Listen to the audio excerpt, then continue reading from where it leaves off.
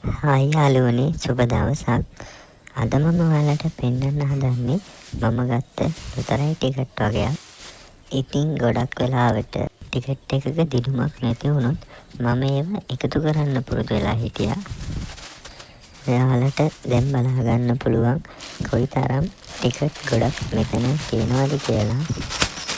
සමහර ටිකට් එකට ඇලවිලා තියෙන්නේ, සමහර ටිකට් වැල් පිටින් තියෙන්නේ.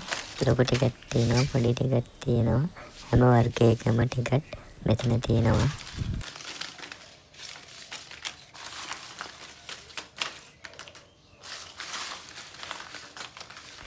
මම දැන් මේ ටිකට් 50 මිටි වලට එක්කහු කරලා පෙන්නන්නම් කොච්චර ටිකට් තියෙනවද කියලා.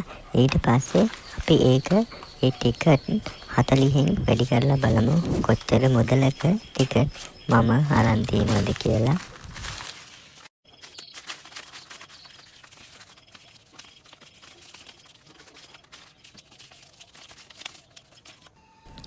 ඔයාලා මේ දකින්නේ මම ඒ ටිකට් 50 මිටි වලට වෙන් කරලා තියෙන විදිය. මේ හැම ගොඩකම ටිකට් 50ක් තියෙනවා.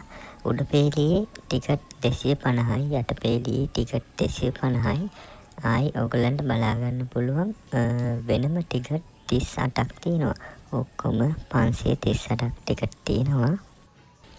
ඉතින් මේ ගාන 40න් වැඩි කරාම 21520ක ලොතරැයි ටිකට් මම අරගෙන තියෙනවා.